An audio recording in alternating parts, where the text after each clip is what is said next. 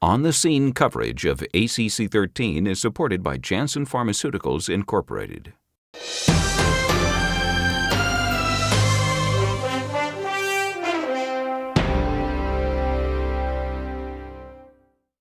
DKCRUSH-III is a randomized trial of culotte stenting versus double kissing crush stenting for the left main. Now these all sound like complicated terms, but they're technically two different ways of putting two stents in the distal left main bifurcation.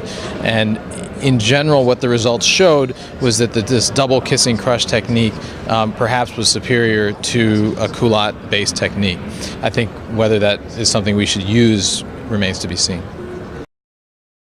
The limitations, I think, are that, number one, most operators nowadays are trying to avoid putting two stents in the left main. They're only trying to use a single stent technique, so this would only apply in those cases where a two-stent technique is required.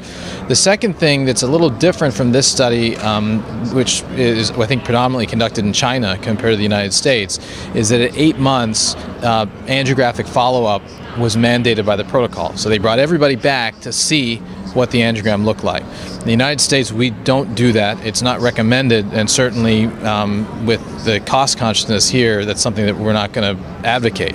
And so the issue or implication of that is that when people come back and we see the distal left main, oftentimes at the ostium of the circumflex, there is the angiographic appearance of a stenosis that often can get treated. And we saw this historically in left main experiences within the United States. So the question is, are these results going to hold up if you don't bring people back to the lab? And certainly that's not explained by this. In the ongoing randomized Excel study, which is a big randomized trial of left main stenting versus surgery, there is no routine angiographic follow-up. So I think that's a pretty significant limitation in terms of the interpretability of those results to the United States.